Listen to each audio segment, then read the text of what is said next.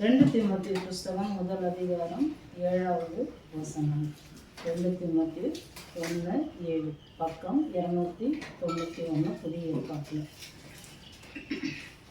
தேவன் நமக்கு பயமுள்ள ஆவியை கொடாமல் பலமும் அன்பும் தெரிந்த புத்தியும் உள்ள ஆவியை கொடுத்திருக்கிறார்.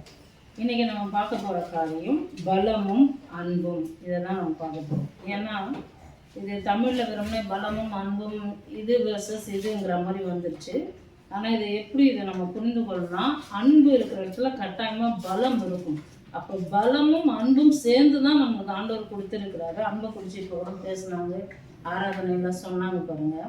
நம்ம ஒரு காரியத்தை வழங்கி கொள்ளணும். கர்த்தருக்கு பயப்படுகிற பயம் அப்படிங்கிறது ஏதோ பயந்து போய் ஐயோ ஆண்டவர் நம்மளை அடிச்சிருவார், கொன்றுவார், நம்மளை சுத்தமாக அழிச்சிருவார், நம்ம தலைமுறைகளை இல்லாமல் பண்ணுவார், அந்த பயம் இல்லை.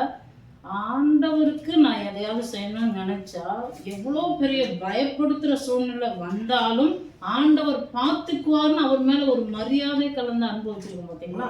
அந்த பயம்தான் கர்த்தருக்கு பயப்படுகிற பயம். அதுக்கு நம்ம அன்புன்னு கூட பேர் வைக்கலாம்.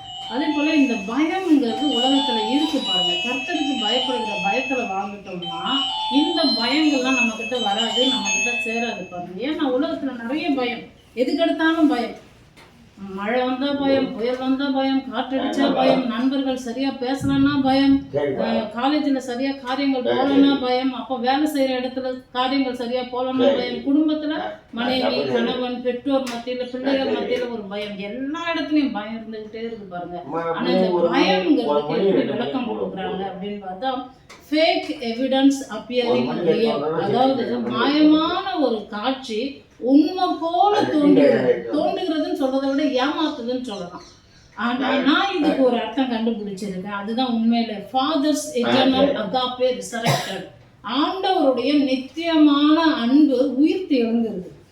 அப்போ இந்த பயம் தான் நம்மளுக்கு ஆண்டவருக்குள்ள இருக்கு பாருங்க. இந்த பயம், ஆண்டவருடைய அன்பு மாறாது, என்னைக்குமே மாறாது, மறையாது. அவருடைய அன்பு ஒழிந்து போகாது, அது உயிர்த்தெழுந்த அன்பு அப்படிங்கிறத நம்ம புரிந்து கொள்ளணும். அதனாலதான் இந்த தலைப்பை வச்சிருக்கோம், பலமும் அன்பும். ஏன்னா இன்னைக்கு நிறைய பேர் அன்புனாலே உன் அன்பு தான் உன்னோட வீக்னஸ் அப்படின்றாங்க. கிடையாது, நம்ம அன்பு தான் நம்முடைய பலம்.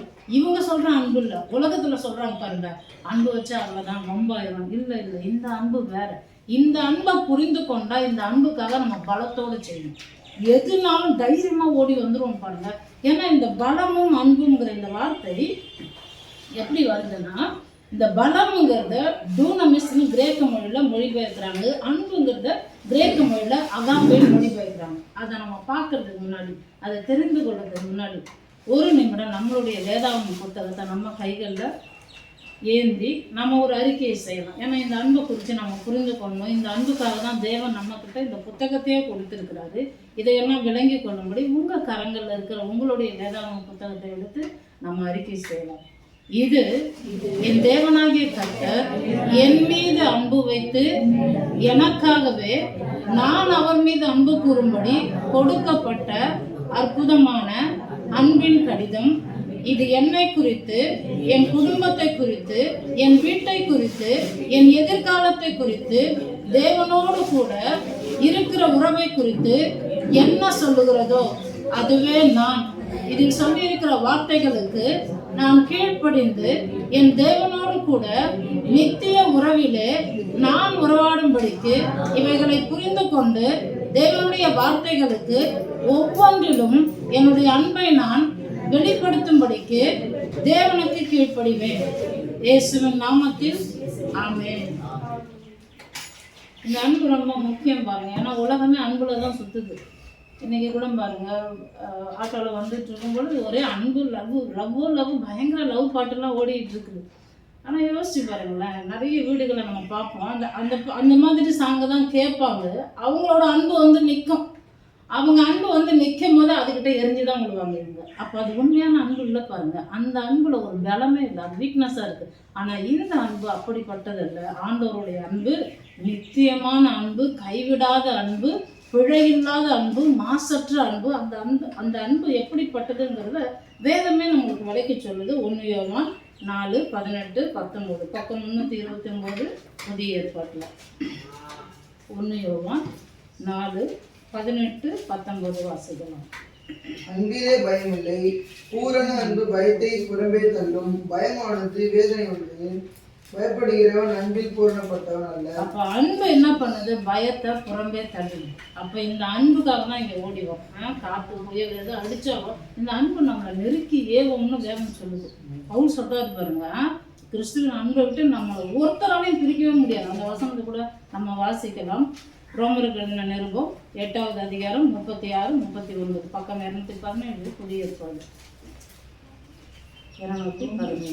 ரோமருக்கு எழுதின நிருபம் 8வது அதிகாரம் 36, 39 வசனங்களை வாசிக்கலாம். கிறிஸ்துவின் அன்பை விட்டு நம்மை பிரிப்பவன் யார்? உபத்திரவமோ, தியாகமோ, துன்பமோ, பசியோ, நிர்வாணமோ, நாசமோசமோ, பட்டயமோ, உயர்வானாலும் தாழ்வானாலும் வேறெந்த சுற்றியானாலும் நம்முடைய கர்த்தராகிய கிறிஸ்து இயேசுவுள்ள தேவனுடைய அன்பை விட்டு நம்மை பிரிக்க மாட்டார் என்று நிச்சயித்திருக்கிறேன். எப்படி சொல்றாரு இந்த அன்பை குறித்து? கிறிஸ்துவின் அன்பை விட்டு நம்ம பிரிப்பவன் யார்? சில பேர் ரொம்ப அன்பா இருப்பாங்க, ஃப்ரெண்ட்ஸா இருக்கட்டும். நான் ஸ்கூல் காலேஜ் நான் இதெல்லாம் பார்த்துருக்கேன். இவங்களுக்கு இவங்கள ரொம்ப பிடிக்கும், இவங்களுக்கு இவங்கள பிடிச்சிருக்கும். ஆனா சில பேருக்கு இவங்க 2 பேரும் ஒன்னா இருக்கிறது பிடிக்காது. ஃப்ரெண்ட்ஸுங்க மத்தியில ஒரு பெண்ணு ஃப்ரெண்டா இருக்கிறதே சில பேருக்கு பிடிக்காது. ஆண் ஃப்ரெண்டா இருக்கிறதே சில பேருக்கு பிடிக்காது. நான் சொல்றது வேற அர்த்தத்துல இல்லை, உண்மையான நட்பை பத்தி பேசிக்கிட்டு இருக்கிறேன். இன்னைக்கு கதை வேற மாதிரி போயிட்டு இருக்கு. காதலுங்கிறது ஒரு ஓரின சேர்க்கை அப்படியெல்லாம் போகுது. அதை பத்தி சொல்லல, உண்மையான நட்பை குறித்து நான் சொல்லிட்டு இருக்கேன் பாருங்க. அப்போ இந்த இயேசுக்குள்ள இருக்கிற இந்த அன்பு, அகாப்பே அன்பு, அதை விட்டு நம்மளை எவனாலையும் பிரிக்க முடியாதுங்கிறாரு. நம்ம என்ன பண்ணிடுறோம்? தலைவலிக்குதுன்னு கொஞ்சம் பிரிஞ்சிடும், வயிறு வலிக்குதுன்னு பிரிஞ்சிடும், அப்புறம் எனக்கு கொஞ்சம் சரியில்லை, மூடு சரியில்லைன்னு பிரிஞ்சிடும். அப்படி இல்லை பாருங்க. இந்த அன்பு உண்மையில என்னன்னா இது பலம் உள்ளது. இந்த அன்பை புரிந்து கொள்ள அதனால தான் நமக்கு எழுதப்பட்டிருக்கு புதிய ஏற்பாட்டில், இந்த அன்பின் அகலம் ஆழம் உயரம் நீளம் என்னதென்று அறியத்தக்கதாக எங்கள் அறிவுக்கு எட்டாத அந்த அன்பில நாங்கள் வல்லவர்களா மாறணும்னு எழுதப்பட்டிருக்கு. அதுல நம்ம வல்லவங்களா மாறிட்டோம்னா, அதுல நம்ம வல்லமையா மாறிட்டோம்னா என்ன ஆகும்?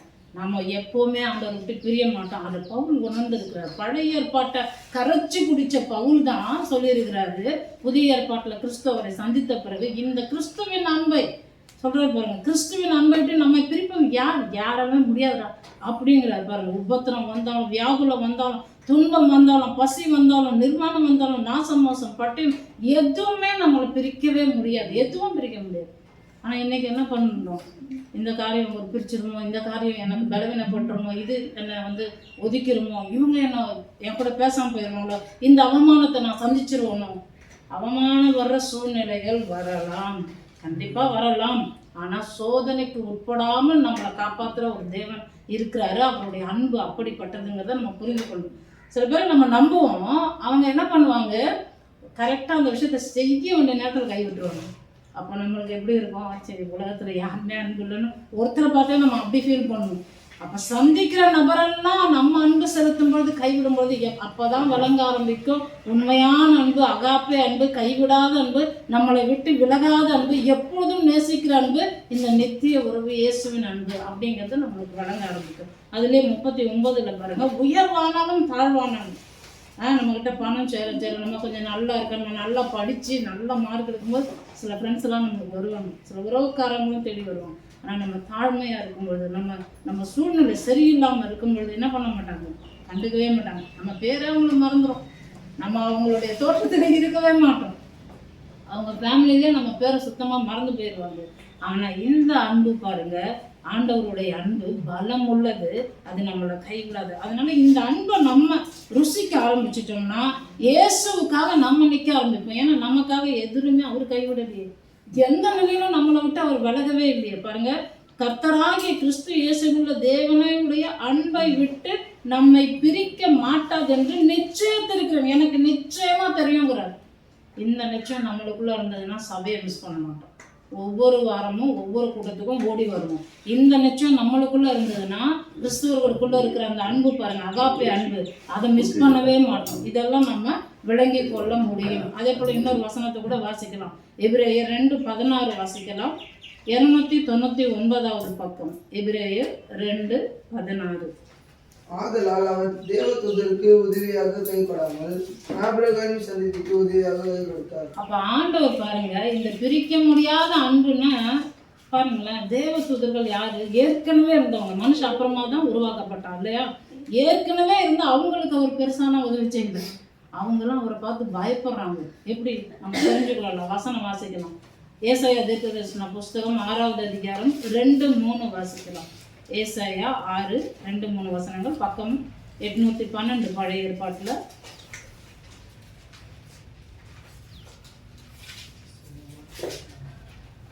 ஏசாயா 6:2. அவருக்கு மேலாக நின்றார்கள். அவர்களில் ஒவ்வொருவருக்கும் அவ்வாறு சட்டைகள் இருந்தன. அவனவன் 2 சட்டைகளால் தன் முகத்தை மூடி, 2 சட்டைகளால் தன் கால்களால் மூடி, 2 சட்டைகளால் மறந்து. அடுத்த வசனம், ஒருவரை ஒருவர் நோக்கி, சேனைகளின் கர்த்தர் பரிசுத்தர் பரிசுத்தர் பரிசுத்தர், பூமி அனைத்தும் அவருடைய மகிமையால் நிறைந்திருக்கிறது என்று கூப்பிட்டு சொன்னார்கள். பாருங்க, எப்பவுமே ஆண்டவர் கூட இருக்கிறவங்க, ஆண்டவருடைய பிரசன்னத்துல இருக்கிற தூதர்கள், அவங்க எப்படி இருக்கிறாங்களா, அவரை பார்க்கவே பயப்படுறாங்க. யோசிப்பாருங்க, நம்ம அவரை முகமுகமா சந்திக்கிற அன்புங்க இந்த அன்பு. அவரை பார்க்கவே அவங்க பயந்துக்கிட்டு சட்டைகள் எடுத்து கண்ணை முடிக்கிறாங்களாம், காலை முடிக்கிறாங்களாம், தங்களை முழுசா மறைச்சிக்கிறாங்க. நம்ம முகத்தை மூணு கூட எடுத்து போட்டு ஆண்டவரே ஓடி வந்துடும். அவரை நம்ம பார்க்கறதுக்கு நம்மளுக்கு கொடுக்கப்பட்ட இந்த பாக்கியம் எவ்வளவு பெருசு பாருங்க. அதுலயும் 3வது வசனத்துல சொல்லப்பட்டிருக்கு, ஒருவரை ஒருவர் நோக்கி சேனைகளின் கர்த்தர் பரிசுத்தர். ஆண்டவரை பார்த்து கூட அவங்க சொல்லல, இவங்களுக்குள்ள தூதர்களுக்குள்ள பேசிக்கிறாங்க. நம்ம என்ன பண்ணுவோம், ஆண்டவர்கிட்ட தான் நேராக கம்ப்ளைண்ட் எடுத்துருப்போம். ஆண்டவரே இவனை என்னன்னு கேளுங்க. அவரை முகமா பார்த்து தரிசிக்கிற அப்பேற்பட்ட அன்பு நம்மளுக்குள்ள ஊற்றப்பட்டிருக்கு. நாம அவரை சந்திக்கிறதுக்கு, அவரோடு கூட பேசுறதுக்கு நமக்கு அவ்வளோ உதவியா கை கொடுத்துருக்காரு. ஆபிரகாமின் சந்ததியா இருக்கிற நமக்கு கல்வாரி சிலுவையில் அந்த அன்பு ஊற்றப்பட்டு அந்த அன்பின் பலத்துல நம்ம தேவனை சந்திக்க முடியும். அப்போ அந்த இருதயத்தில் சுத்தமுள்ளவர்கள் பாக்கியவான்கள்னு மத்தேயு 6ல் சொல்லப்பட்டிருக்கு இல்லையா? அப்போ நம்ம புரிந்து கொள்ளணும். மத்தேயு அந்த ஆட்டிடியூட்ல 5வது அதிகாரத்தில் சொல்லப்பட்டிருக்கு, இருதயத்தில் சுத்தம்னா என்னது, தேவனை நம்ம தரிசிக்கும்படிக்கு நமக்கு அந்த அன்பு நம்மளுக்குள்ள ஊற்றப்பட்டிருக்கு. என் ஆண்டவன் தான் எனக்கு எல்லாமே அப்படின்னு அந்த தெளிந்த புத்தியோடு அந்த பலத்தோடு போகும்போது கிருபாசனத்தண்டையில சேரக்கடவும் தைரியம் நம்மளுக்கு இருக்கு. அவர்கிட்ட ஜெபிக்க முடியும் அப்படின்னு புதிய ஏற்பாட்டில் கூட நம்ம வாசிக்கிறோம். அப்போ இப்பேற்பட்ட அன்பு பாருங்க, இந்த அன்பை விட்டு பிரிக்கவே முடியாது. அதைத்தான் எபிரேயர் 2:16 நம்ம வாசிச்சோம் இல்லையா? யாருக்கு அவர் கை கொடுத்துருக்காரு, நமக்கு தான் கை கொடுத்துருக்காரு. இந்த உணர்வு நம்மளுக்கு எப்பவுமே இருக்கணும். ஆண்டவர் எனக்கு தான் உதவி செய்றார். ஆனால் பிசாசு என்ன பண்ணும், நீ இதில் விடுதலை பார்த்தியா, நீ இந்த விஷயம் சரியா பண்ணல பார்த்தியா, நீ போன வாரம் சர்ச்சுக்கு போல பார்த்தியா, நீ இதை பண்ணல பார்த்தியா, பொய்ய சொல்லி சொல்லி ஏமாத்திக்கிட்டே இருப்பான். அதனே நீங்களும் நம்பிக்கிட்டு என்ன பண்ணுறீங்க, ஆமாங்க நான் தப்பு பண்ணிட்டேன், பாவத்தில் விழுந்துட்டேன். சின்ன சின்ன விஷயத்த கூட என்ன பண்ணுறது, திரும்ப திரும்ப இன்னும் மேலே பாவத்துக்குள்ள நம்மளை கொண்டு போயிட்டே இருப்பான். அதனால தடவை ஆண்டவர் உணர்த்தும் போது என்ன பண்ணுறேங்க, போன வாரம் நான் சர்ச்சுக்கு போகல, இந்த வாரம் கட்டாயம் போவேன். போன வாரம் என்னால் வாசிக்க முடியல, இந்த வாரம் நான் வாசிப்பேன். ஆண்டவர் மீது அன்பு கூறாமல் சில காரியங்களை விட்டு நான் தூரமாக இருந்துட்டேன். இனிமே நான் அவரோட கூட தான் இருப்பேன். ஏன்னா அவர் எனக்காகவே வந்தார், எனக்காகவே மரித்தார், எனக்காகவே உயிர்த்தார். எனக்குள்ள அப்படிப்பட்ட அன்பின் பலம் வேலை செய்கிறதுன்னு நமக்கு புரியணும். இது வீக்கான அன்பு இல்லை, இது பலமுள்ள அன்பு. டூனமஸுங்கிற அந்த வார்த்தைக்கு எபிலிட்டி, உங்களால் செய்ய முடியாத செய்ய வைக்கக்கூடியது, ஸ்ட்ரென்த்து பலம்னு கொடுத்து விட்டுரும், பவர் அப்படின்னு கொடுக்கப்பட்டிருக்கு. அந்த சைக்கிளில் வச்சுருக்காங்க பாருங்க, அந்த டைனமைட் அந்த இதெல்லாம், அது அந்த பவர், அந்த வார்த்தை தான் அது டியூனமிஸ்ங்கிற அந்த வார்த்தை. பலமும் அன்பும்னு நம்ம 2 தீமோத்தேயு 1:7 வாசிச்சோம் பாருங்க. அப்போ அப்படிப்பட்ட ஒரு வெளிச்சத்தை, ஒரு எபிலிட்டியை நம்மளுக்கு கொடுக்குற அந்த அன்பு, அவருக்காக ஓடி வர வைக்கிற அன்பு, அவரை விட்டு பிரியாம அவருக்காகத்தான் வாழ்வன் வைராக்கியமா நிற்கிற அன்பு. அது அந்த அன்பை நம்ம புரிந்து கொள்றதுல தொடர்ந்து வல்லவர்களும் ஆகும். இந்த அன்பு குறித்து எல்லாருக்குமே தெரிஞ்சது. கிறிஸ்தவர்கள் அல்லாதவர்கள், வேதத்தை சரியா கூட வாசிக்க தெரியாதவங்க சொல்ற அன்பு இது. அந்த பகுதிக்கு போகலாம். 1 கொரிந்தியர் 13வது அதிகாரம் 1-13 வசனம் வரைக்கும் பொறுமையா ஒன்று வாசிக்கலாம். பக்கம் 239 புதிய ஏற்பாட்டில். நான் மனுஷர் பாஷைகளையும் தூதர் பாஷைகளையும் பேசினாலும் அன்பு எனக்கு இராவிட்டால் சத்தமிடுகிற வெண்கலம் போலவும் ஓசையிடுகிற கைத்தாளம் போலவும் இருக்கிறேன். அன்பே இல்லாமல் சிஸ்டர் நான் அவங்களை ரொம்ப நேசிக்கிறேன், அவங்களை ரொம்ப லவ் பண்ணுறேன் அப்படின்னு வாய் மொழியில் மட்டும் சொல்லிட்டு உள்ள அன்பு இல்லைன்னா வெறும் சத்தம் தான். ஆனால் நான் உள்ளத்தில் உண்மையிலே அன்பு கூர்ந்து அவங்க கிட்ட பேசினேன்னா, அவங்கள பார்க்கும்போதே எனக்குள்ள 1000 வாட்ஸ், ஏதோ ஒரு 1000 ரூபாய் அவங்க கிட்ட நான் பெற்றுக்கொண்ட மாதிரி எனக்கு ஒரு சந்தோஷம் தான். அது உண்மையான அன்பு உள்ளத்தில் இருக்கும் பொழுது அந்த அன்புக்கு விலை மதிப்பு இல்லை. அதே போல் இதில் இருக்கு பாருங்க 13வது வசனத்தில் அடுத்த பக்கம், இப்பொழுது விசுவாசம், நம்பிக்கை, அன்பு இம்மூன்றும் நிலைத்திருக்கிறது, இவைகளில் அன்பே பெரியது. நமக்குள்ள நம்பிக்கை இருக்கு, விசுவாசம் இருக்கு, எல்லாமே இருக்கு. ஆனால் அன்பு தான் பெருசுன்னு சொல்லப்பட்டிருக்கு. அதனால என்ன பண்ணக்கூடாது, அப்போ நம்ம விசுவாசம் பெருசுலன்னு கேட்கக்கூடாது. விசுவாசமே அன்பு நிமித்தமாக தான் வரும். அவர் அன்பு செய்ய செய்ய தான் விசுவாசம் அதிகமாகும். ஏன்னா விசுவாசம் கேள்வியினால் வரும், கேள்வி தேவனுடைய வசனத்தினால வரும்னா இயேசுவை குறித்து கேள்விப்பட அவருடைய அன்பை குறித்து விளங்கிக்கொள்ள அந்த விசுவாசம் பெருகுது. அப்போ அன்பு தான் அடிப்படை காரணம். கிறிஸ்தவர்கள் சொன்னாலே அன்புன்னு சொல்லுவாங்க. நம்ம என்ன புரிஞ்சுக்கொள்றோம், நீங்கள் ரொம்ப அன்பானவங்க நாங்கள், அதனால் நாங்கள் என்ன பண்ணாலும் உங்களை எப்படி தட்டி கீழே உட்கார வச்சாலும் ஒடுக்குனாலும் நீங்கள் அன்பாக தான் இருக்கணும். இல்லை, இந்த அன்பு பலம் உள்ளது. சும்மா தேவையில்லாத காரியத்துக்குள்ள அப்படியே வீக்காக அப்படியே உடஞ்சி போயிடுற அன்பு இது இல்லை, இது பலம் உள்ள அன்பு. அதை நம்ம விளங்கி கொள்ளணும். அதனால தான் இந்த அதிகாரத்தை வாசிக்கிறோம் பாருங்க. 2வது வசனத்தில் இதே 1 கொரிந்தியர் 13:2, நான் தீர்க்க தரிசன வரத்தை உடையவனாக இருந்து சகல ரகசியங்களும் சகல அறிவையும் அறிந்தாலும் மலைகளை பேர்க்கத்தக்க சகல விசுவாசம் உள்ளவனா இருந்தாலும் அன்பு எனக்கு இராவிட்டால் ஒன்றும் இல்லை.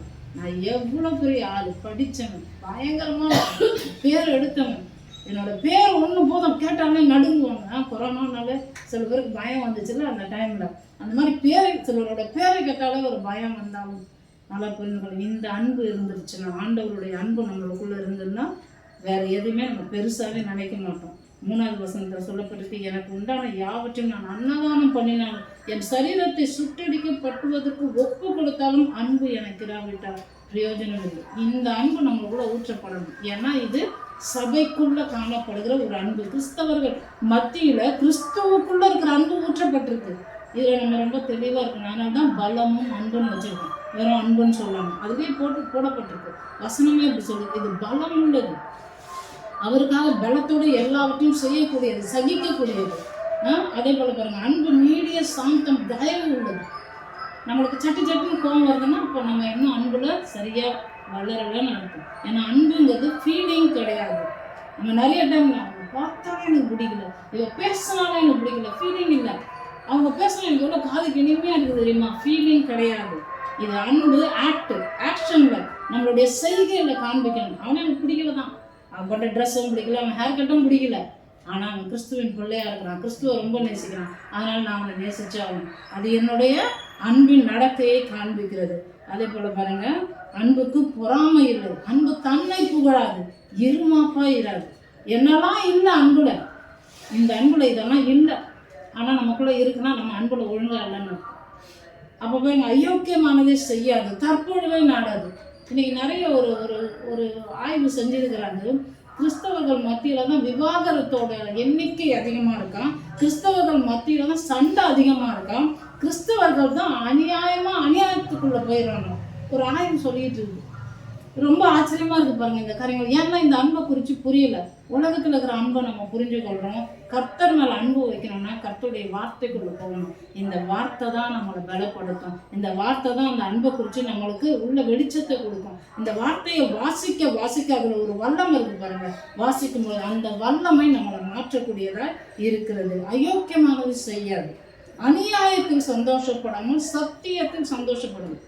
அவன் கர்த்தருக்குள்ளே இருக்கான், அவனுக்கு ஆண்டவர் இந்த நன்மைகளை, இந்த உயர்வுகளை, இந்த வேலையை, இந்த படிப்பை, இந்த ஞானத்தை கொடுத்துருக்கார். சூப்பர், ஆண்டவர் அவனுக்கு நன்றி. அவருக்கு நன்றி செலுத்துகிறோமா, இல்லை அவன் மேலே பொறாமப்பட்டு எப்படா நீ எல்லாம் போய் வீடு கட்டிட்ட, அப்படியெல்லாம் நம்ம கேட்கவே கூடாது பாருங்க. அடுத்தது, அன்பு ஒரு காலம் ஒழியாது, தீர்க்க தரிசனம் காணாலும் ஒழிந்து போகும், அந்நிய பாஷைகள். அன்புனா நீங்கள் உலகத்தில் இருக்கிற அன்பு நினைக்காதீங்க, அது ஒழிஞ்சிடும். Love never ends, love never ஃபெயில்ஸ்ன்னு போட்டுக்கிட்டே இருப்பான். அது இல்லை, உலகத்தில் இருக்கிற அன்பு இல்லை, தேவனுடைய அன்பு, கிறிஸ்துவின் அன்பு. அதுதான் பவுல் சொல்றாரு, கிறிஸ்துவின் அன்பை விட்டு ஒருத்தருமே பிரிக்க முடியாது. நான் நிச்சயத்திருக்கிறேன், எனக்கு நிச்சயமா தெரியும் அந்த அன்பு ஒழியாது. நான் அவர் மேல வச்சிருக்கிற அன்பு, அவர் என் மீது வச்சிருக்கிற அன்பு என்னைக்கும் ஒழிஞ்சு போகாது. ஏன்னா நான் அந்த அன்பை நான் புரிந்து கொண்டா அதில் வளர ஆரம்பிக்கிறேன். அப்போ அந்த வளர அதில் நம்ம பூரணப்படணும். பயமானது அன்பானது பயத்தை புறம்பே தள்ளும்னு 1 யோவான்ல இப்போ வாசிச்சோம் இல்லையா. அப்போ நம்முடைய அறிவு குறை உள்ளது, நாம் தீர்க்க தரிசனம் சொல்லுவதும் குறை உள்ளது. அப்போ சில நேரங்களில் சில தீர்க்க தரிசனங்கள் நம்ம சொல்லிடுவோம். கர்த்தருக்கு நம்ம கர்த்தர் நம்மளுக்கு ஒரு காரியத்தை சொல்லுவார். சபையில் நம்ம காரியங்களை சொல்லுவோம். அவங்க சொல்லுவாங்க, நீங்கள் சொன்ன தீர்க்க தரிசனம் பாதி தான் படிச்சது, பாதி படிக்கணும். நம்மளுக்கு கர்த்தர் பாதி தான் வெளிப்படுத்திருப்பாரு. நிறைய குறைவுகள் இருக்கு பாருங்க. ஆனா எது குறை இல்லாததான் ஆண்டவருடைய அன்பு குறை இல்லாது. தீர்க்க தரிசனம் சொன்னாலும் சொல்லலனாலும், வாக்கு தத்துவம் கொடுத்தாலும் கொடுக்கலனாலும், ஆண்டவர் எனக்கு உபதேசம் பண்ணாலும் பண்ணலனாலும், என்னை ஆசீர்வதிச்சாலும் ஆசீர்வதிக்கலனாலும் அவர் தேவன். அதனால நான் அன்பு கூறுவேன். அவர் மனுஷன் கிடையாது, அவர் தேவன்.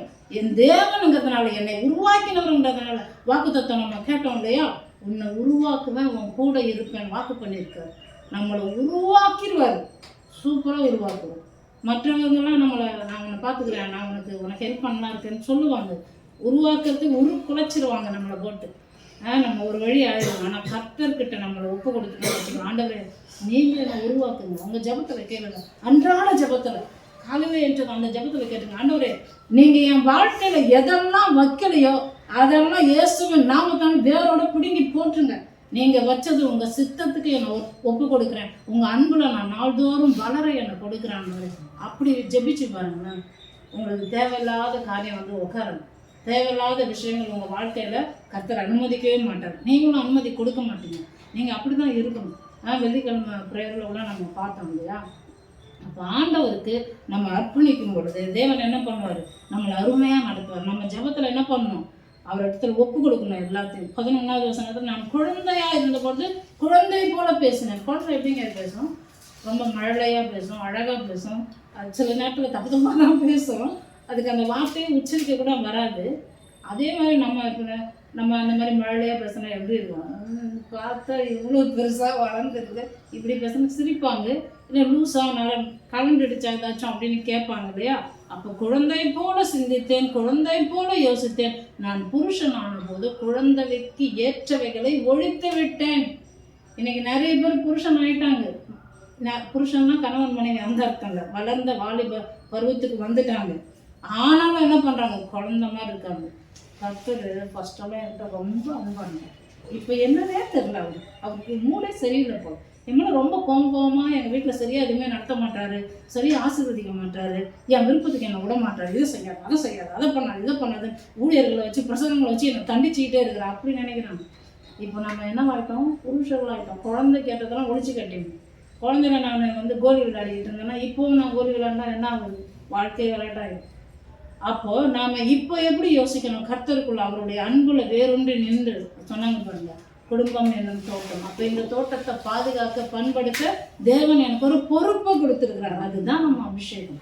நம்ம மேலே ஒரு அபிஷேகம்னு சொல்லிகிட்டே இருக்கும் பாருங்க. அபிஷேகம்னா என்னதுங்க, கர்த்தருக்காக நம்ம பிரித்தெடுக்கப்பட்டு அந்த பொறுப்பில் நம்மளை வச்சு ஆண்டவர் என்ன பண்ணுறாரு, அந்த பொறுப்பை நோக்கி நடந்து போன்றாரு. அதுதான் நம்ம அபிஷேகம். நம்ம அந்த அபிஷேகத்தை மறந்துட்டு, அந்த பொறுப்பை மறந்துட்டு வேற எதாவது தேவையில்லாத பண்ணிட்டு இருக்கோம். அப்போ எது பின்னாடியே அது போகிறது இல்லை, கர்த்தரோட வழியில் கர்த்தரை நோக்கி இயேசுவுக்காக இயேசு சொன்ன காரியங்கள். ஓய்வு நாள் ஒழுங்காக ஆசரிக்கணும். இன்னைக்கு நிறைய பேர் என்ன ஒரு விளக்கம் கொடுக்குறாங்க, பெரிய பெரிய போதகர்களே இந்த கேள்விகளுக்கு பதில் தெரியாமல் முடிச்சுக்கிட்டு இருக்கிறாங்க பாருங்க. அவங்க பாவம், அவங்களுக்கு சண்டே வேணால் அவங்களுடைய மேனேஜர் வேலையை வச்சிடுறாங்க, அதனால அவங்களால சர்ச்சுக்கு காலையில் வர முடியல, ஓய்வு நாள் அவங்களால அனுசரிக்க முடியல அப்படின்றாங்க. ஆனால் கர்த்தருக்குரியது ஓய்வு நாள்னு வேதம் சொல்லுது. கர்த்தருக்குரியதை கர்த்தருக்கு கொடுக்கலன்னா நமக்கு உரியதை நாம் எப்படி பெற்றுக்கொள்ள முடியுங்கிறத நம்ம யோசிக்கணும். அவங்க ஒரு வசனத்தை வர காமிக்கிறாங்க. ரோமர் 13 சொல்லப்பட்டிருக்கல, எல்லா அதிகாரங்களுக்கும் கீழ்ப்படின்னு வேதம் சொல்லியிருக்கேன், அதனால நாங்கள் அதிகாரங்களுக்கு கீழ்ப்படிந்து. ஆண்டவர் தானே வச்சாரு இந்த திட்டத்தை, ஆண்டவர் தானே இந்த பிரமாணத்தை வச்சிருக்காரு, ஆண்டவர் தானே நியமனம் வச்சிருக்காரு. நான் என்னுடைய எஜமானுக்கு கீழ்ப்படுகிறேன், அப்போ ஆண்டவருக்கு தெரியல நான் கீழ்ப்படுகிறேன்னு. அந்த ஓய்வு நாளுக்கு ஆண்டவருக்கு உரியதுன்னு போட்டிருக்கு, ஆண்டவருடைய நாளுன்னு போட்டிருக்கு. நம்ம அதை அவருக்கு கொடுக்காம வேற யாருக்கு கொடுத்தாலும் எதுக்கு கொடுத்தாலும் அது பாவம் தான், அது அன்பே இல்லைன்னு அர்த்தம். எனக்கு ரொம்ப பிடிச்சவங்க ஒருத்தவங்க, அவங்க இன்னைக்கு ஒரு நாள் என்னை சந்திக்கணும்னு விரும்புகிறாங்க. எங்கள் அப்பா இறந்துட்டார் பாருங்க. அவர் இறந்து ஒரு 1 வீக்கில் என்னோட ஃப்ரெண்டு ஒருத்தவங்க அவங்க வேலைச்சேரியில் ஸ்டே பண்ணியிருக்கிறாங்க. என்னை ஃபோன் பண்ணி கூப்பிட்றாங்க. அப்போ அவங்களுக்கு இந்த விஷயமே தெரியாது, அவங்க ஆல்ரெடி சொல்லிட்டாங்க நான் உன்னை சந்திக்கணும் அப்படின்னு சொல்லிட்டு. அப்போ நான் அவங்கள ரொம்ப அன்பு கூறுறேன், அவங்களுக்கும் என் மேலே ரொம்ப அன்பு. அவங்க ஃபேமிலியாக வந்து அவங்க கணவரோட பிள்ளைகளோட இருக்கிறாங்க. அவங்க என்னை கூப்பிட்றாங்க. அப்போ நான் சொன்னேன், என்ன நீ ஃபோனே பண்ணல, என்ன எடுக்கலை அப்படின்னு சொல்லும்போது, இல்லை எங்கள் ஃபாதர் வந்து பாஸ்டர் அப்படின்னு சொன்னதும் அவங்களுக்கு ஒரு மாதிரி கஷ்டமாயிடுச்சு. சரி நம்ம இன்னொரு நாள் பார்க்கலாம், நோ ப்ராப்ளம் அப்படின்னு சொல்லிட்டேன். அவங்க என்ன பண்ணாங்க, இல்லை நான் இதோட மிஸ் பண்ணேன்னா எந்த வருஷம் நான் மறுபடியும் அமெரிக்காவிலேருந்து வருவேன்னு தெரியல, நான் அவனை பார்க்கணும். நாங்கள் அன்பு பாருங்க. அப்போ அப்படி அவங்க எனக்காக வெயிட் பண்றாங்கன்னா அந்த அன்பை புரிந்து கொண்டு, ஏன்னா அவங்க கிறிஸ்தவர்கள், அவங்களுக்குள்ள அந்த அகாப்பை அன்பு ஊற்றப்பட்டிருக்கு. நான் என்ன பண்ணேன், பரவாயில்ல, நமக்கு துக்கம் எது இருந்தாலும் நம்ம உண்மையான அன்புக்கு நம்ம இடம் கொடுக்கணும். ஏன்னா இந்த கிறிஸ்தவ வட்டாரத்தில் இருக்கிற இந்த அன்பு இருக்கு பாருங்க, இந்த சகோதரர்களுக்கு நம்ம நிற்கலாம். வெளியில இருக்கிறவங்களை விட இவங்களுக்கு நம்ம நிற்கலாம். ஏன்னா இந்த அன்பு இங்கே ஊற்றப்பட்ட அன்பு, சபையில ஊற்றப்பட்ட அன்பு, கிறிஸ்தவர்கள் மத்தியில ஊற்றப்பட்ட அன்பு. இந்த அன்புக்காக நம்ம எதையும் செய்ய முடியும், செய்யணும். அப்படிப்பட்ட ஒரு அன்பு பாருங்க. அப்போ நம்ம புருஷர்களாக வளர்ந்து இருக்கணும். நம்ம வாலிப பிராயத்துக்கு வந்துட்டோம். நான் அப்போ இருந்த மாதிரியே முதல்ல நான் ரட்சிக்கப்பட்டப்போ இருந்த மாதிரி அப்படியே இன்னமும் யோசிச்சுட்டு இருக்கக்கூடாது. வளர்ந்துக்கிட்டே இருக்கிறோம். பிசாசு அதைத்தான் சொல்லுவோம், அவங்களாம் பெரிய ஜப வீரர்கள், அவங்களாம் பாஸ்டர்ஸ், இவங்கெல்லாம் இவங்க இந்த சிஸ்டர் வந்து ரொம்ப பலமாக இருப்பாங்க, வசனங்களாம் இவங்களுக்கு நிறைய தெரியும். உனக்கு ஒன்றும் தெரியாது. உங்களுக்கு தெரியும்னா பரவாயில்ல, நீங்கள் அன்புல வளர்ந்துக்கிட்டே இருக்கிறீங்க. ஒவ்வொரு நாளும் நீங்கள் வளர்றீங்க. ஒரு குழந்தைன்னு ஒன்று பிறந்தா அது வளருங்க, பாலை குடிக்க அது வளர்ந்துக்கிட்டு தான் இருக்கும். அது வளராமல் இருக்காது, அப்படியே இருக்காது. அப்படின்னா ஏதோ கோளாறுன்னு அர்த்தம். ஆண்டவருடைய அன்புனால, அவருடைய சிருஷ்டிப்புனால அவரால் உருவாக்கப்படுறோம்னா அவர்கிட்ட கோளாறு இருக்கா?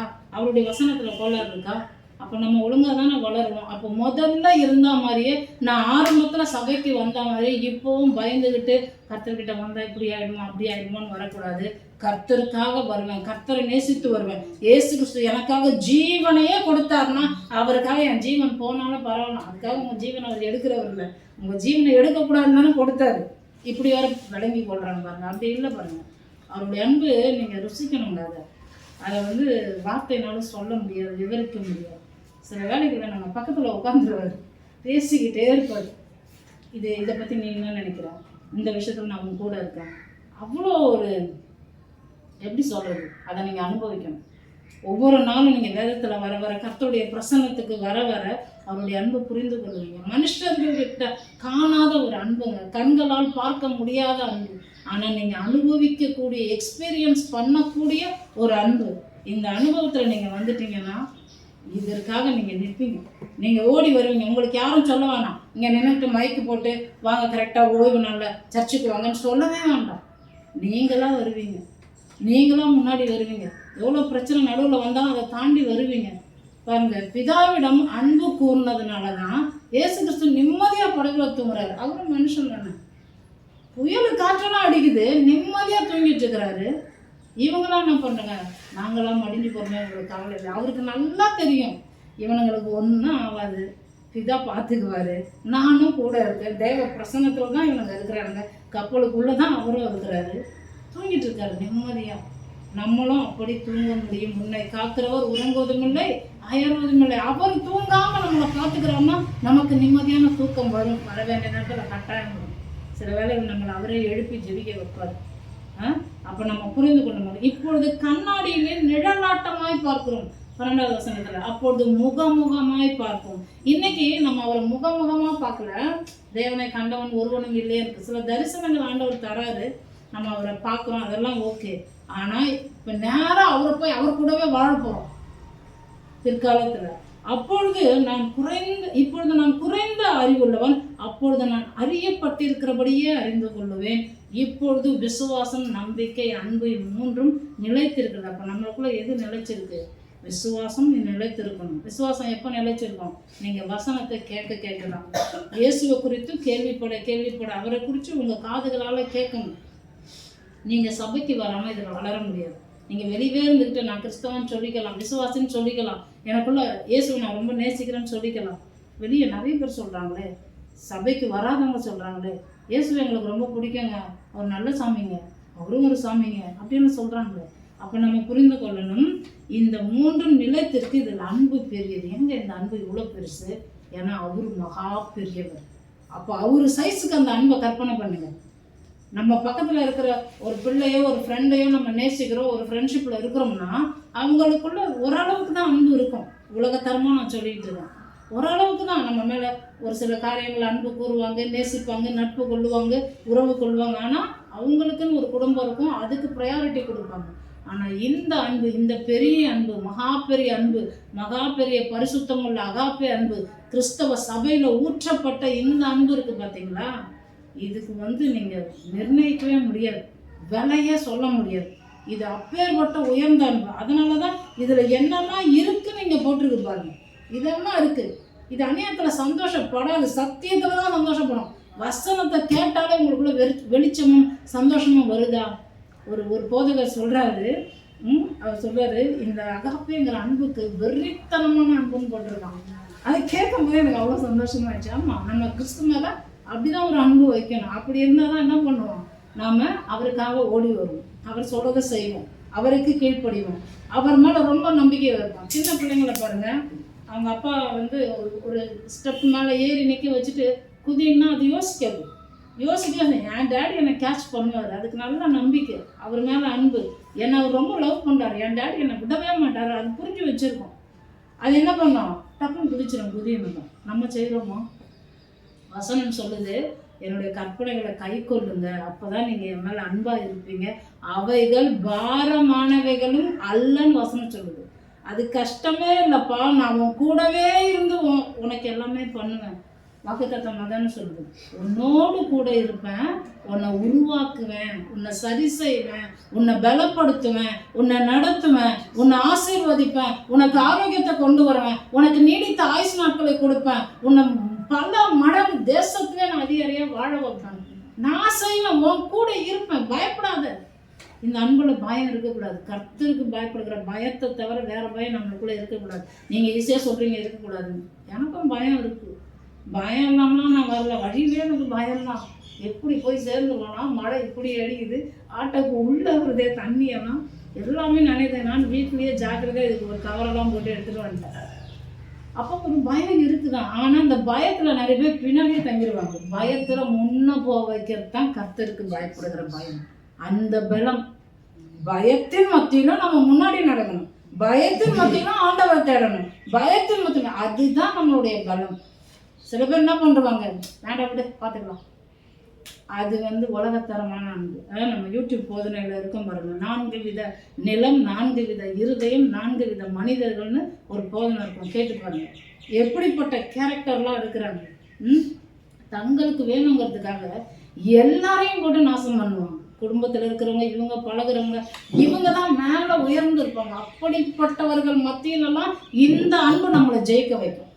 இந்த அன்பு நம்மளை தோற்று போக பண்ணாது. அதைத்தான் பவுல் சொல்லித்தராரு. ரோமர் 8:36 நம்ம வாசிச்சோம் பார்த்தீங்களா, அதைத்தான் பவுல் சொல்றாரு. திரும்பவும் அந்த வசனத்தை நம்ம வாசிக்கலாம். ரோமர் 8:36-39.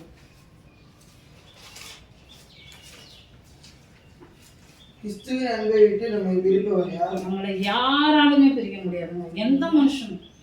இன்னைக்கு நிறைய பேர் அதுதான் பயப்படுறாங்க. எந்த மனுஷனாலும் பிரிக்க முடியாது. நீங்கள் சொல்லிகிட்டே இருங்க, ஆண்டவரே உங்கள் அன்பை விட்டு பிரிக்க எந்த மனுஷனும் இல்லைன்னு சொல்லியிருக்கேன், வசனம் சொல்லியிருக்கேன், என்னை நீங்கள் நம்ப பண்ணீங்களா, அந்த வசனத்தை நீங்கள் உறுதிப்படுத்துங்க அப்படின்னு நீங்கள் கேட்கும் பொழுது அந்த அன்பை விட்டு யாராலையும் உங்களுக்கு பிரிக்க முடியாது. இல்லைங்க, இவர் மேலே நான் ரொம்ப அதிகம் அன்பு வச்சுட்டேன், இவர் மேலே. நீங்கள் முதலாவது அன்பு செய்ய வேண்டியது ஆண்டவர் தான், யாராக இருந்தாலும். எனக்கு தெரிஞ்சு நான் ரொம்ப நேசித்தது என்னுடைய தாயை தான் பாருங்க. அவங்களோட அன்பு அவங்க சாகிற வரைக்கும், அவங்க கடைசி நாட்கள் வரைக்கும் அந்த அன்பு மாறவே இல்லை. எனக்கு ரொம்ப ஆச்சரியம். ஒருவேளை அவங்க கிறிஸ்தவத்தில் வந்ததுனால அந்த அன்புல இன்னும் வளர்ந்தாங்களான்னு எனக்கு கண்டுபிடிக்க தெரியல. ஆனால் அந்த அன்பை விட கோடி மடங்கு பெருசு கர்த்தருடையதுன்னு நான் கண்டுகொண்டேன், கர்த்தருடையதுன்னு நான் புரிஞ்சு கொண்டேன். நிறைய சூழ்நிலைகளில் நான் புரிஞ்சு கொண்டேன் பாருங்க. அப்போ இந்த அன்பை விட்டு எதையுமே பிரிக்க முடியாது. உலகத்தில் இருக்கிற எப்படிப்பட்ட கஷ்டங்கள் வந்தாலும், என்ன கடன் பிரச்சனை வந்தாலும், ஐயோ இதை செய்ய முடியுமா அதை செய்ய முடியுமா யோசிக்காதீங்க. ஆண்டவரே உங்களை நம்பி நான் செஞ்சுக்கிட்டு இருக்கேன், நீங்கள் என் மேலே வச்ச அன்பு மாறாது, நான் உங்களை நேசிக்கிறேன், உமக்காக ஓடிக்கணும் நீங்கள் ஒப்பு கொடுத்துட்டீங்கன்னா, உங்களோட அர்ப்பணிப்பு இருக்குது பாருங்க, அதை பார்த்து அவர் ஆச்சரியப்படுவார். ஒரு 100க்கு அதிபதி பேசுகிறான் பார்த்தீங்களா, என்ன சொல்கிறான், நீங்கள் என் வீட்டுக்குள்ளே வர நான் பார்க்குறேன்னு கிடையாது. இவன் போய் கூப்பிடல, ஆட்களை அனுப்புகிறான். அனுப்பி அவர்கிட்ட சொல்லுங்கள், வீட்டுக்கெல்லாம் வர வேண்டாம், ஒரு வார்த்தை சொல்லுங்கள். எப்படி புரிஞ்சு வச்சுருக்காங்க பாருங்க. ஆனால் நாம் ஞானஸ்நானம் எடுத்துட்டோம், வாரம் வாரம் சபைக்கு வரோம், அவருடைய அன்பை குறித்து போதனையும் கேட்டுட்டு இருக்கிறோம். இன்னும் நம்ம வளராமல் குழந்தையை போல யோசிக்கக்கூடாது. கர்த்தர் ஏன் இதில் எனக்கு நல்லது செய்வார், சூப்பராக செய்வார், பெருசாக செய்வார், ரொம்ப நல்லா இருக்கும். மற்றவங்க கண்ணு பார்த்து ஆச்சரியப்பட்டு இவன் கூட கர்த்தர் இருக்கான், இவ கூட கர்த்தர் இருக்கா, இது தேவனால தான் வந்தது, இது கண்ணுக்கு ஆச்சரியமா இருக்குது அப்படின்னு பார்க்குற அளவுக்கு செய்வார். அதனால நம்ம உடஞ்சி போயிடக்கூடாது, சோர்ந்து போயிடக்கூடாது. அதே போல் இவர் சொல்கிறார் பாருங்க 39, உயர்வு தாழ்வு எந்த சூழ்நிலை வந்தாலும், வேறு எந்த சிருஷ்டி ஆனாலும் இது வேற நம்மளுக்கு பயம். அந்த புலி புறாண்டிடுமோ, மிருகம் கொண்டுமோ, பிசாசு நம்மளை ஏதாவது, பிசாசில் ஒன்றுமே பண்ண முடியாது. பிசாசுக்கு வல்லமை இருக்கா? கண்டிப்பாக இருக்குது. அவனுக்கு கொடுத்த வல்லமையெல்லாம் அவர் எடுக்கலை. ஆனால் நம்மளுக்குள்ள அவனை உண்டாக்குனவருடைய வல்லமை நம்மளுக்குள்ள இருக்குது. அப்போ அவனை விட ஒரு மகா பெரிய சக்தி, அந்த வல்லமை நம்மளுக்குள்ள இருக்குது. பலமும் அன்பும் நம்மளுக்குள்ள இருக்குது. அது நம்மளை என்ன பண்ணும்? நெருக்கி ஏவுதுன்றார் பவுல். அவரை நோக்கி ஓடிடுறதுக்கு, அவர் சொல்றதை செய்யறதுக்கு, அவர் மீது அன்பு கூறதுக்கு. ஆண்டவருக்கு பாருங்க எவ்வளோ பெரிய ஆசை. மனுஷனா சின்ன ஒரு சிருஷ்டியாக கீழே வந்தார். கீழே வந்து நம்ம கூட உறவாடுறதுக்கு, நம்ம கூட இப்பவும் பேசிக்கிட்டு இருக்கிறார் கர்த்தர் கூட. இப்பவும் யூடியூப்ல பார்த்துக்கிட்டு இருக்கிறவங்களுக்கும் ஆண்டவர் பேசிக்கிட்டு தான் இருக்கிறாரு பாருங்க. நம்ம அதெல்லாம் புரிந்து கொள்ளணும். ஆண்டவருடைய அன்பை விட்டு நம்மை பிரிக்க மாட்டாது. நிச்சயமா அந்த நிச்சயம் நம்மளுக்குள்ள இருந்துருச்சுன்னா நம்ம எல்லாவற்றையும் ஜெயிக்க முடியும். ஏன்னா இந்த அன்பு சின்னது இல்லை. உலகத்துல இருக்கிற அன்பு தான் சின்னது. சின்ன சின்ன விஷயத்துக்கெல்லாம் சட்டுன்னு கோபம் வந்துடும். இது ரொம்ப நீடித்து இதில் ப்ராக்டிஸ் பண்ணணும். ஒரு கஷ்டப்படுறீங்க, திரும்பவும் ஏன் அதே கஷ்டம் உங்களுக்கு வருது? நீங்கள் அதில் வளரணும். சில பேர் நம்மளை காயப்படுத்துவாங்க. அதே மாதிரி ஆட்கள் நம்ம மறுபடியும் வாழ்க்கையில் வேற ஒரு சூழ்நிலையில் சந்திப்போம். ஏன்? முதல்ல நீ அதை ஜெயிச்சிடல, இப்போ அதை விட ஜெயிக்கணும். போன வெள்ளிக்கிழமையோட பேசினாங்க பாருங்க, திரும்பி போராடி வெற்றி பெறு. அப்போ நம்ம திரும்ப திரும்ப கர்த்தரிடத்தில் ஜெபித்து கிருபாசனத்தில ரொம்ப தைரியத்தோடு நம்ம போய் இந்த பலமுள்ள அன்பை, இது வீக்னஸான லவ் கிடையாது, இது ரொம்ப ஸ்ட்ரென்த்தான லவ், பவர்ஃபுல்லான லவ், எபிலிட்டி. நம்மளுக்கு அந்த திறமையும் திராணியும் தரும். நம்ம பலவான்கள். நிச்சயமாக நம்ம ஆண்டவருக்குள்ளே இருக்கும் பொழுது சத்தியத்திலே சந்தோஷப்படணும். நம்ம உண்மையில் சந்தோஷப்படணும். தேவனுடைய வார்த்தை சொல்லி இருக்குது, இதில் சந்தோஷப்படணும். அப்போ இந்த ஒரு காரியத்தை நீங்கள் வெளியே போகும்பொழுது கொண்டு போகணும். இந்த அன்புலேருந்து என்னை எதாலையுமே பிரிக்க முடியாது, எந்த சூழ்நிலையுமே பிரிக்க முடியாது, எந்த மனுஷனும் என்னை பிரிக்க முடியாது, எந்த பேய பிசாசு என்ன போய் சொன்னாலும் இது பலமான அன்பு. இந்த அன்புல நான் நாள்தோறும் வளருவேன். இந்த அன்பு எனக்குள்ள என்ன வச்சிருக்கு? ஆசீர்வாதங்களை வச்சிருக்கு, நன்மைகளை வச்சிருக்கு, என்னை பெரியவனாக்குகிற அன்பு இது அப்படின்னு நம்மளுக்கு விளங்கணும். நாம முடிந்தவர்கள் எழுந்து நின்று ஜெபித்து நிறைவு செய்யலாம். நன்றி ஆண்டவரே, நன்றி பிதாவே, நன்றி துதிக்கிறோம், ஸ்தோத்திரிக்கிறோம். நன்றி ஆண்டவரே, நன்றி கர்த்தாவே. பிதாவே, நம்முடைய அன்பு எவ்வளவு பெரியது, பலமும் அன்பும் தெளிந்த புத்தியை கொண்டு வருவது. நன்றி செலுத்துகிறோம். பவுல் எப்படி என் அன்பை விட்டு ஒரு மனுஷனும் எதுவுமே எந்த வல்லமையும் எங்களுக்கு பிரிக்க முடியாது என்பதை நிச்சயத்திற்கு என்று உறுதியாக விசுவாசத்தோடு நம்புகிறவன். இந்த மகா பெரிய அன்புக்கு எல்லாவற்றிலும் பெரிய அன்பு, இந்த அகாப்பை அன்பை நாங்கள் விளங்கி கொண்டவர்களாக வளரவும், அதில் இன்னும் ஆவிக்குரிய வளர்ச்சியில் இந்த வருஷத்துல இன்னுமாய் அந்த அன்பை ருசிக்கவும், இன்னுமாய் அதில் வல்லவர்களாக மாறும் எங்களை நடக்கும். நீர் அன்பும் இரக்கமும் பலமும் ஆண்டவரே கிருபையும் தயவும் உள்ள தேவனாய் இருக்கிறது. எங்கள் மீது மனதுருகி நீர் ஒரு மனுஷனாய் இந்த பூமியிலே வந்தீரே, அதற்காக நன்றி ஆண்டவரே. நீர் தேவ தூதர்களுக்கு கை கொடுக்கவில்லை, எங்களுக்கு கை கொடுத்திருக்கிறது. எங்களை உருவாக்குகிறது, எங்களை வணைகிறீர், எங்களை உண்டாக்கி இன்னும் அதிகமாக எங்கள் மீது அன்பு செலுத்தி நாள்தோறும் நடத்துகிற இந்த பெரிய அன்புக்காக நாங்கள் நன்றி செலுத்துகிறோம். தொடர்ந்து இதில் வளர எங்களை பலப்படுத்தணும். இதை கேட்டுக்கொண்டிருக்கிற பார்த்து கொண்டிருக்கிற ஒவ்வொரு பிள்ளைகள் வாழ்க்கையிலும் ஆண்டவரே, இந்த அன்பு பலம் உள்ளது. இது வீக்னஸான அன்பு இல்லை, இது பலம் உள்ள அன்பு. இது காரியங்களை செய்ய வைக்கும். கர்த்தரால் குறிக்கப்பட்டது, கர்த்தரால் தரப்பட்டது, கர்த்தராலே முன்குறித்து சொல்லப்பட்ட எல்லாம் என் வாழ்க்கையிலே நிறைவேறும்படிக்கு நான் இயேசுவை நம்புவேன், அவர் பின்னாக செல்லுவேன், அவர் வார்த்தைக்கு கீழ்ப்படுவேன், நான் எல்லாவற்றையும் சுதந்திரிப்பேன் என்கிற நம்பிக்கையை தருகிற ஒரு பலமுள்ள அன்பு இது, திராணியை தருகிற அன்பு இது என்பதை புரிந்து கொள்ளட்டும் ஆண்டவர். நன்றி செலுத்துகிறேன். ஒவ்வொருவரும் இயேசுவின் நாமத்தாலே ஆசீர்வதித்து ஒப்பு கொடுக்கிறேன். தேவரின் பெரிய காரியங்களை செய்வீராக. ஆமென்.